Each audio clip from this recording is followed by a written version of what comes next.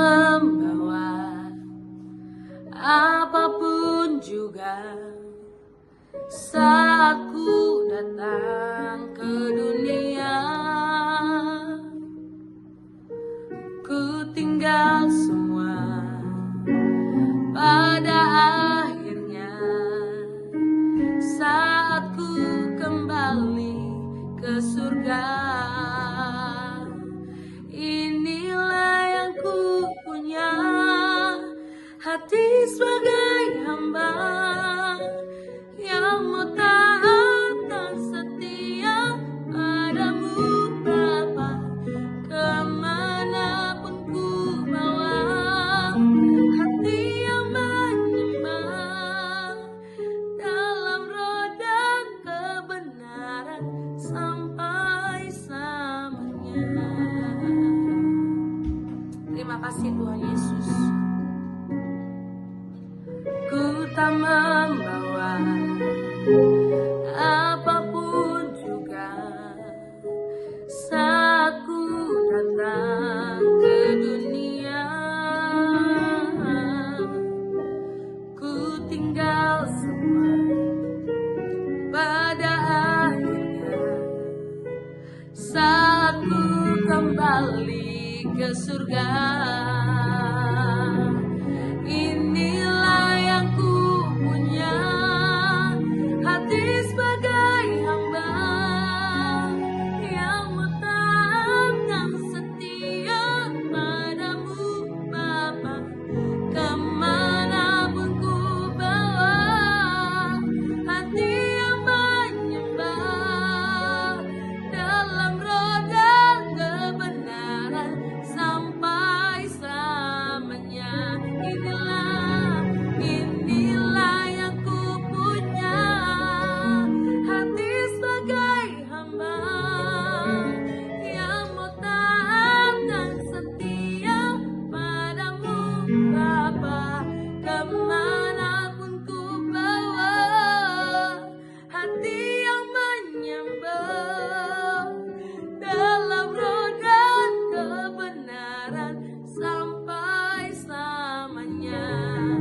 Dalam roda kebenaran sampai selamanya. Inilah yang kami punya, hati sebagai hamba kami mau terus tunduk dan taat kepadamu Tuhan. Ini kerinduan kami. Saat ini kami mau diajar Tuhan melalui firman. Tuhan bersabda bagi kami dan ajar kami memahami. Dalam nama Tuhan Yesus kami berdoa dan mengucap syukur. Haleluya. Amin.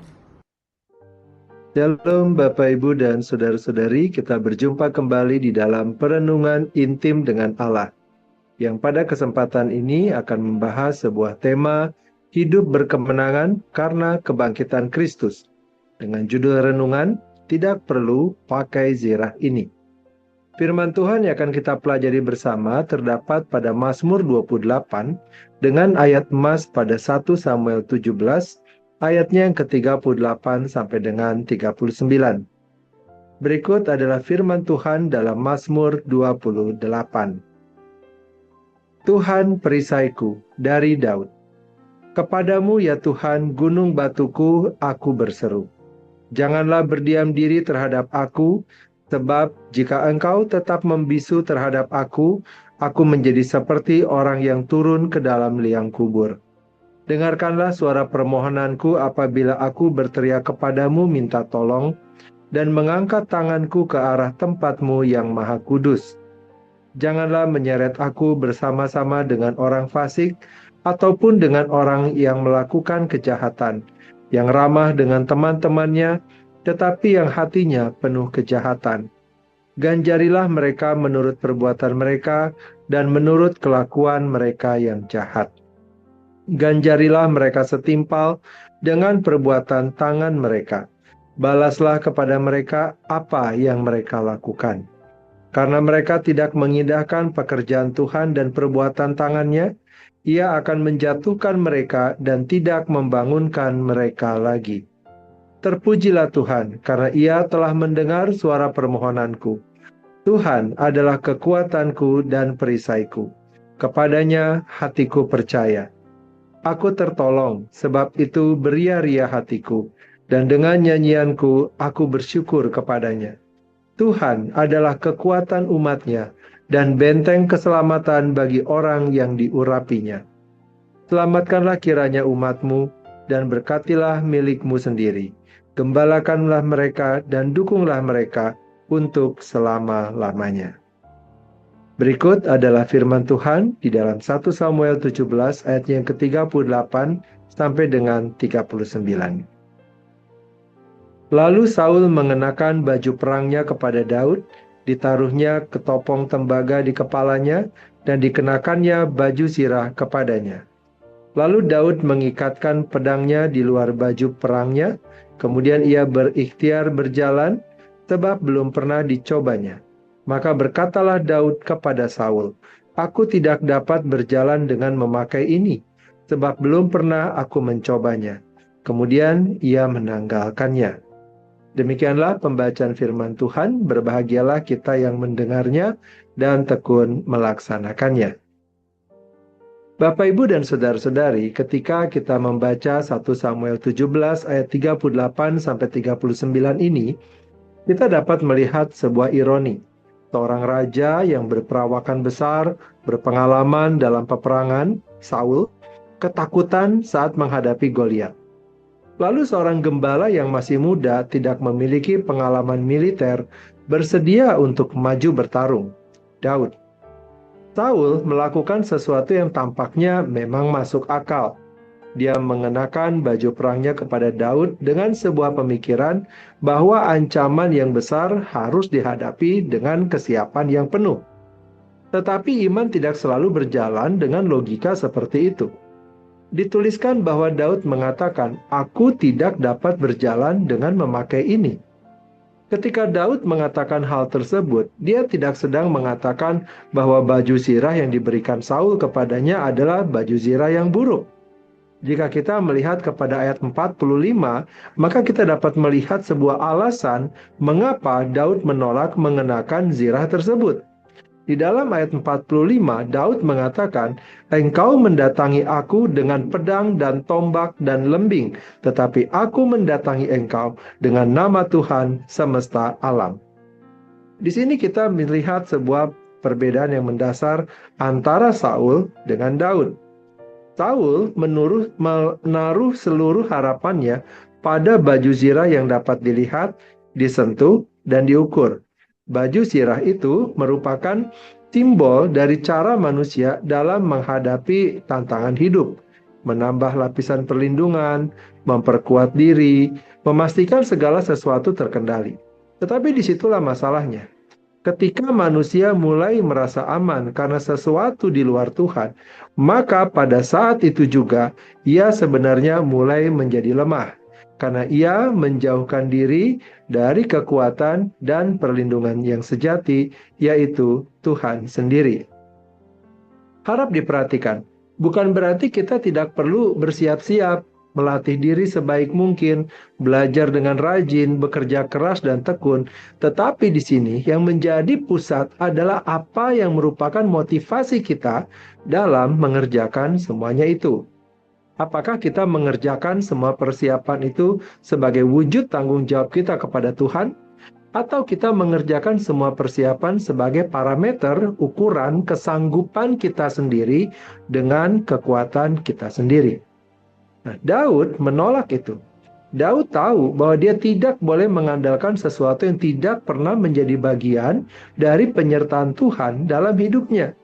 Ia tidak mau mengganti ketergantungannya kepada Allah dengan sistem manusia, betapapun masuk akalnya sistem itu. Mazmur 28 ayat 7 menjelaskan hal ini. Tuhan adalah kekuatanku dan perisaiku. Kepadanya hatiku percaya. Bagi Daud, Allah bukanlah salah satu sumber pertolongan, melainkan Allah adalah satu-satunya. Bapak, Ibu, dan saudara-saudari, apa implikasi dari teks ini bagi kita? Masalahnya bukan pada Saul, masalahnya ada pada kita. Kita hidup dalam dunia yang terus-menerus mendorong kita untuk memakai zirah. Kita diajarkan untuk tidak bergantung sepenuhnya kepada Tuhan, untuk selalu punya cadangan, untuk mengamankan diri. Dan tanpa sadar, semua itu membentuk cara kita dalam memandang Tuhan. Bukan sebagai satu-satunya sandaran, tetapi sebagai pelengkap dari sistem yang sudah kita bangun. Akibatnya serius. Kita mungkin tetap berdoa, tetap beribadah, tetapi hati kita sebenarnya bertumpu pada hal lain. Dan ketika itu terjadi, iman menjadi tumpul. Kita tidak lagi berjalan dengan kebebasan, tetapi dengan beban yang kita kira sebagai perlindungan. Daud melihat itu lebih awal. Dia menyadari bahwa zirah itu justru akan membuatnya tidak bisa berjalan. Dan iman yang tidak bisa berjalan, pada akhirnya tidak akan pernah bertempur. Namun kisah ini tidak berhenti pada Daud. Daud hanyalah bayangan. Tetapi ia menunjuk kepada sesuatu yang lebih besar, kepada pribadi yang sempurna, Kristus. Jika Daud menolak zirah Saul, Kristus melakukan sesuatu yang lebih radikal. Ia tidak hanya menolak perlengkapan dunia, tetapi ia menanggalkan segala sesuatu yang secara manusiawi bisa menjadi perlindungan. Ia tidak mempertahankan haknya sebagai Allah. Ia tidak menggunakan kuasanya untuk dari penderitaan. Ia tidak mencari jalan aman. Sebaliknya, ia berjalan menuju salib. Di sana tidak ada zirah, tidak ada perlindungan, tidak ada kehormatan. Ia dilucuti, dihina, dan disalibkan. Jika dilihat dengan mata dunia, itu adalah kekalahan yang mutlak. Tetapi justru di sanalah kemenangan itu dikerjakan. Bapak, Ibu, dan saudara-saudari, Martin Luther mengatakan bahwa salib adalah tempat di mana Allah menyatakan kuasanya dalam bentuk yang paling tersembunyi. Apa yang tampak sebagai kelemahan sebenarnya adalah kekuatan Allah yang menyelamatkan. Kristus menang bukan dengan cara mengalahkan musuh secara eksternal, tetapi dengan menanggung dosa dan murka Allah di dalam dirinya. Dan kebangkitannya adalah deklarasi final. Kemenangan itu nyata. Bukan kemenangan menurut standar dunia, tetapi kemenangan yang mengalahkan dosa, maut, dan iblis. Nah, disinilah kita harus bijaksana. Hidup berkemenangan karena kebangkitan Kristus bukan berarti hidup tanpa masalah. Juga tidak berarti kita selalu memiliki zirah terbaik. Sebaliknya itu berarti kita hidup dengan ketergantungan penuh kepada Tuhan. Bahkan ketika semua perlindungan lahiriah tampaknya tidak ada. Bapak, Ibu, dan saudara-saudari, kemenangan Kristen bukanlah hasil dari perlengkapan yang kita miliki, tetapi dari relasi yang kita hidupi. Bukan karena kita kuat, tetapi karena Tuhan adalah kekuatan kita. Bukan karena kita terlindung secara lahiriah, tetapi karena kita berada di dalam Dia yang adalah perisai kita. Maka pertanyaannya menjadi sangat pribadi dan tidak bisa dihindari. Apa zirah yang selama ini kita pakai? Apa yang sebenarnya kita andalkan ketika menghadapi hidup? Semoga jawabannya adalah Tuhan adalah kekuatanku dan perisaiku. Mari kita berdoa. Bapa yang baik, kami berterima kasih dan bersyukur kepada Tuhan atas firman Tuhan dan perenungan yang telah kami dengarkan pada hari ini, yang kembali mengingatkan kami bahwa kami sering lebih percaya kepada kemampuan kami, zirah kami sendiri daripada Engkau. Ampunilah kami yang kerap menjadikan kemampuan, perencanaan, dan rasa aman duniawi sebagai sandaran utama, seakan-akan Engkau hanyalah pelengkap, bukan satu-satunya perisai kami. Ajarlah kami memiliki iman seperti Daud yang berani menolak apapun yang menggeser ketergantungan kepadamu. Bentuklah hati kami ya Tuhan, agar setiap usaha, kerja keras, dan persiapan kami adalah sebagai wujud ketaatan kami, bukan sumber kepercayaan. Sehingga dalam segala keadaan kami tetap berjalan dengan iman yang hidup.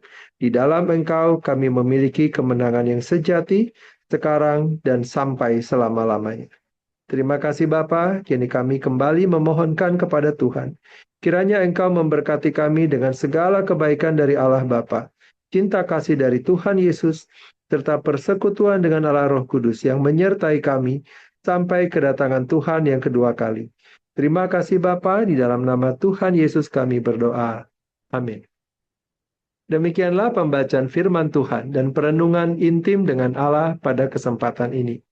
Sampai bertemu kembali di dalam perenungan intim dengan Allah berikutnya. Tuhan Yesus memberkati.